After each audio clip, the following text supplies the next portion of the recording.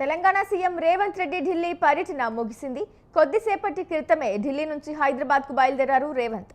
2 రోజుల పాటు కొనసాగిన హస్తిన పర్యటనలో 3 కేంద్ర మంత్రులను కలిశారు రేవంత్. క్రీడలు, ఎరువులు, వాణిజ్యంతో పాటు ఇతర అంశాలపై చర్చించారు.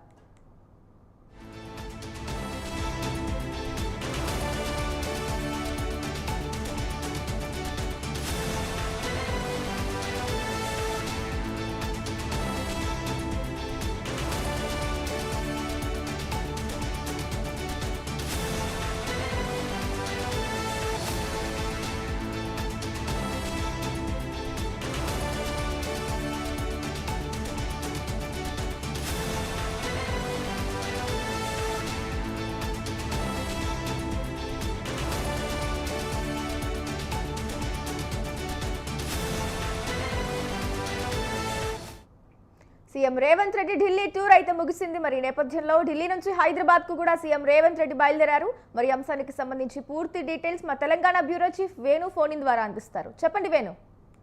తెలంగాణ ముఖ్యమంత్రి ఢిల్లీ పర్యటన ముగిసింది. కాసేపటి క్రితమే ఢిల్లీ నుండి హైదరాబాద్ కు బయలుదేరారు. ఇక 2 రోజుల పాటు ఢిల్లీలో పర్యటించినటువంటి ముఖ్యమంత్రి 3 కేంద్ర మంత్రులను కలిశారు. ఇక ఏదైతే కీలక భాగంగా హైదరాబాద్ నగరంలో కూడా కొన్ని క్రీడలు నిర్వహించాలి, ఇందుకు సంబంధించి నిధులు కూడా కేటాయించాలని చెప్పి ఇటు కేంద్ర క్రీడల శాఖ మంత్రిని కోరడం జరిగింది.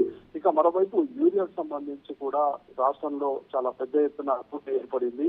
రాష్ట్రానికి కేటాయించినటువంటి యూరియా కోటా కూడా సరిగా రాలేదు.